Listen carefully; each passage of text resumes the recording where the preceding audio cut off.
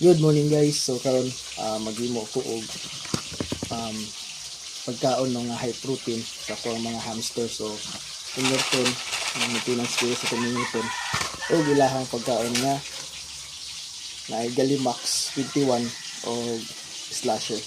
So ito na. So ang pinakakuan ani para ma-high protein siya is ang itlog. Kaya ito mga itlog diri katultong wala mga sigilya diri incubation na to. So ato ni siya himuan.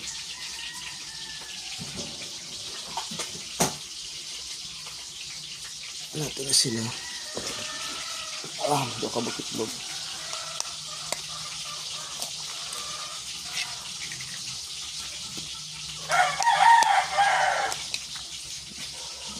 Ito siyang i-steam. So need po sa itong mga hamster o protein. So pwede itong pakaon ng laog dry fish, no? Dry meat sa unsa lang good nga meat sa protein. So itlog pwede po, no? So sa mga source of protein nila, so kanay kulit daghan ta itlog. So hindi mo ta.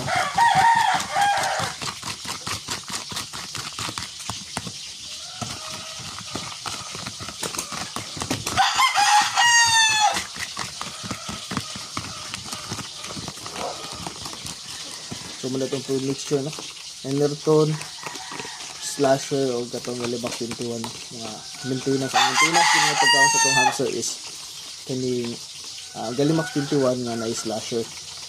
So then itong manok is Enerton man. So after mo lang gihaguan, gihaluan o Enerton. And then itlog, duha ka itlog. So muna na ang high protein meal sa ito ang hamster. So good for 1 week na nila nga pagkaon nila. Kana itong mga mixture. Walang to. Good morning.